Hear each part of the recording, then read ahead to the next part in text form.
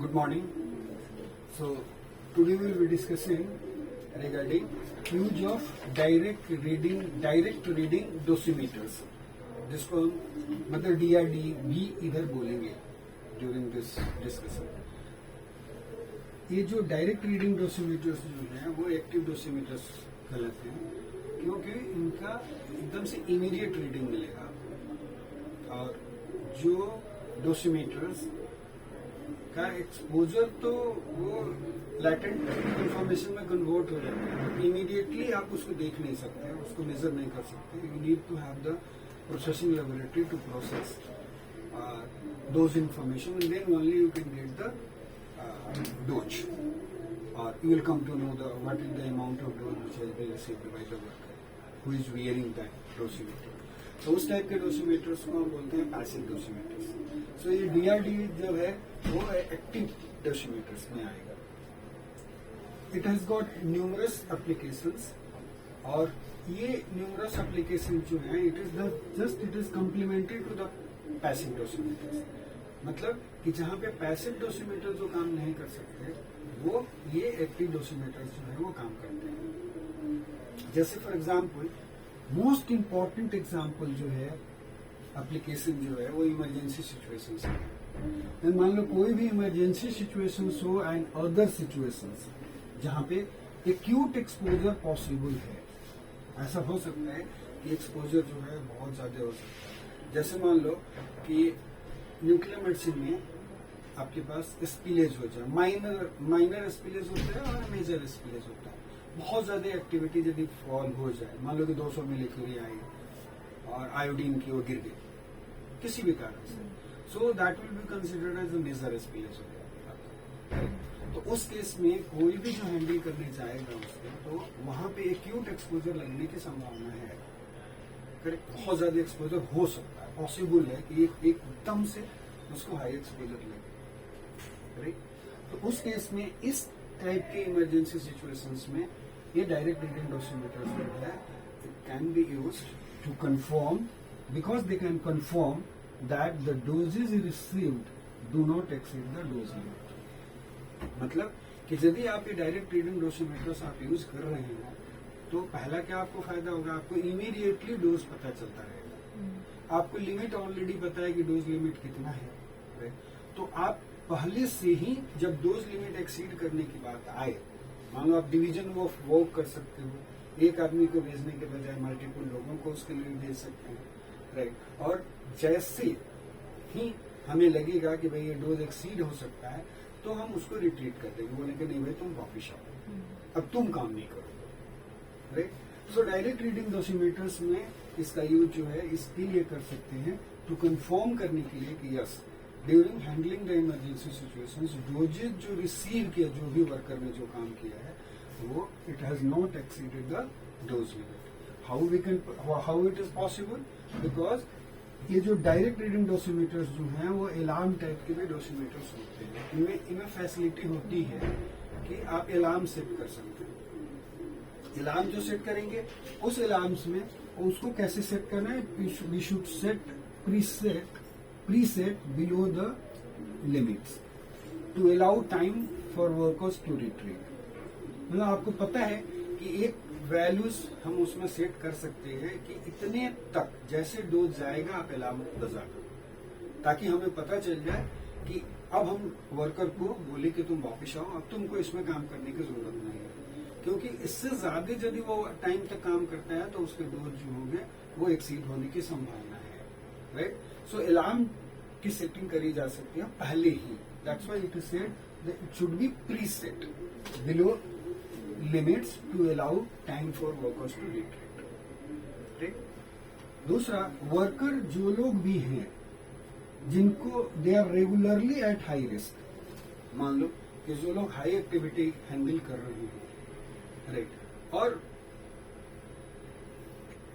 जैसे कुछ लोगों को आप ऐसा भी तो टीम बनाओगे ना कि भाई मान लो कि कोई इमरजेंसी सिचुएशन एराइज हो तो who is going to handle it out. Right, या जो लोग हाई एक्टिविटी हैंडल कर रहे हैं तो वो लोग हाई रिस्क पे होते ही हैं.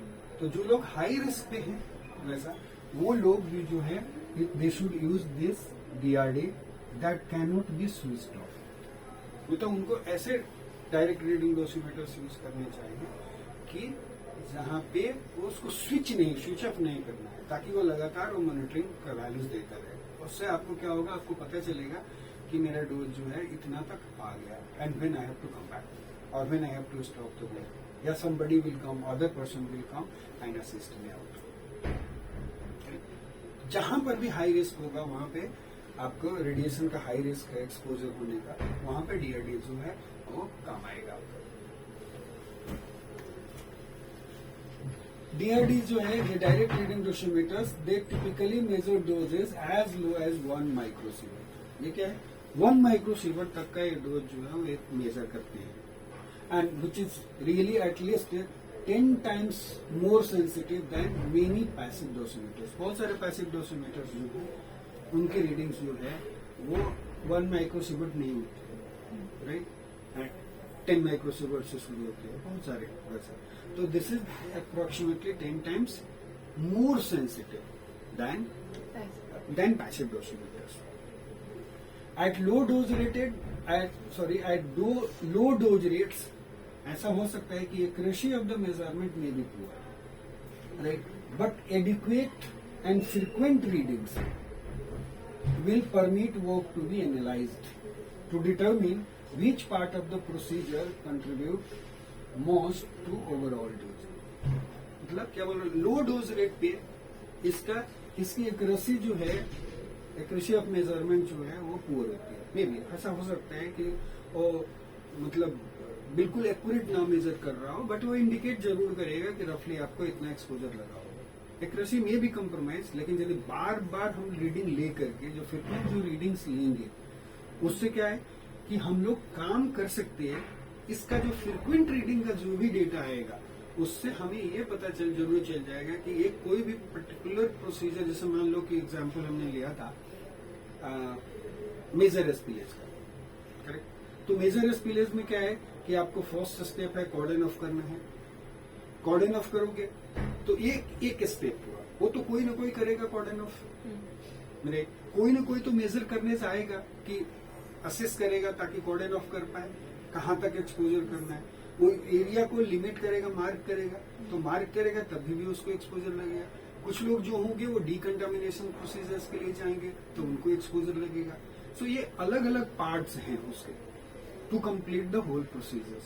सो यदि फ्रीक्वेंट रीडिंग हम नोट कर रहे हैं कि हर एक पार्ट में कि भाई इस प्रोसीजर में कितना रीडिंग आया, इस प्रोसीजर में कितना आया था, डीकंटामिनेशन में कितना आया, राइट, तो हमें ये पता चल जाए कि टोटल प्रोसीजर में कौन सा पार्ट जो है वो उसमें हमें ज्यादा रेडिएशन डोज लगता है, करेक्ट। उसी तरह से जैसे मान लो कि कोई भी ले लो एग्जाम्पल्स आप, ये तो मान लो हमने इसके लिए पेट सिटी में मान लो बायोप्सी हो रही है, तो बायोप्सी के टाइम पे एक तो पेशेंट को इंजेक्शन भी देना है उस प्रोसीजर में, या जब वो आ रहा है जब सारे क्लिनिशियन वहां पे जाकर के उनको एडजस्ट करना पड़ता है बायोप्सी नीडल्स और एनीथिंग आउट, तो उस केस में ज्यादा लग रहा है।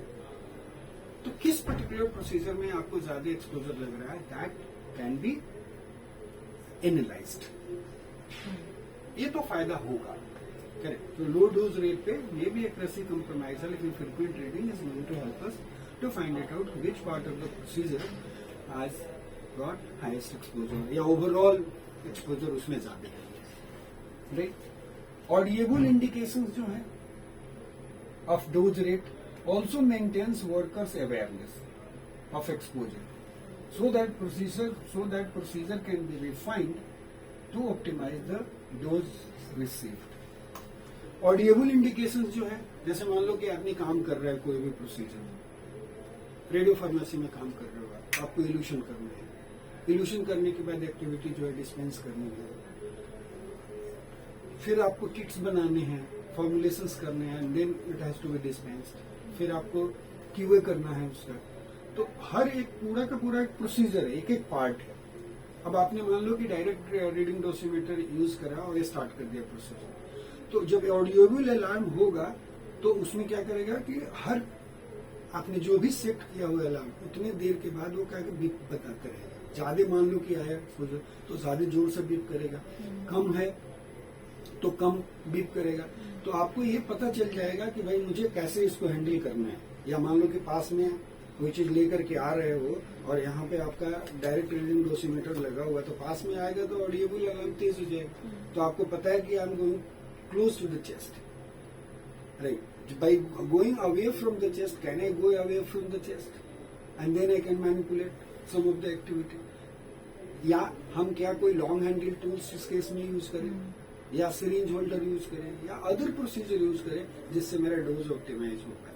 तो आपका ऑडिएबल जो इंडिकेशंस जो है मतलब लो और हाई पिच में जाएगा, राइट, वो इंडिकेशन से भी आप अपने प्रोसीजर को ऑप्टिमाइज कर सकते हैं ताकि रेडिएशन डोज रिसीव जो हो वो मिनिमाइज हो पाए। और इनका we can say ALARA can be follow, it can help in like putting ALARA into the practice.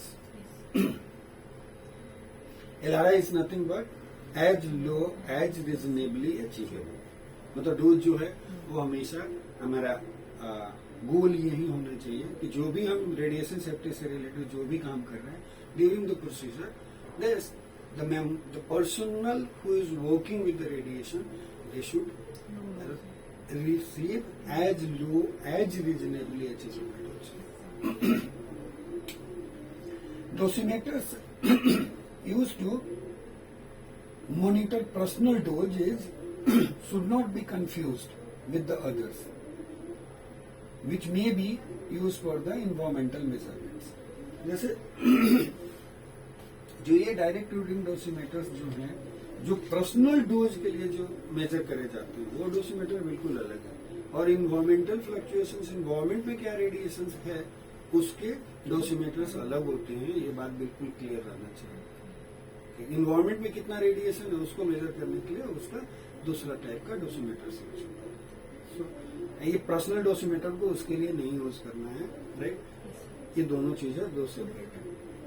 सो ये अल्टीमेटली ये एक इम्पॉर्टेंट पॉइंट है क्या कि some dosimeter achieve high sensitivity but at reduced accuracy. मतलब बोला कि हाई सेंसिटिविटी तो है, जैसे यहाँ पे दिखाया ना कि it is like 10 times more sensitive, so it has got high sensitive than other passive dosimeters. However, its accuracy will be compromised. in this next line में हमने मेंशन किया था। तो ये आपको पॉइंट मतलब की पॉइंट जो है ये है मोस्ट इम्पॉर्टेंट सिचुएशंस। की पॉइंट क्या है कि आपका इमरजेंसी सिचुएशन जो है वो वहां पे ये काफी यूजफुल है, राइट।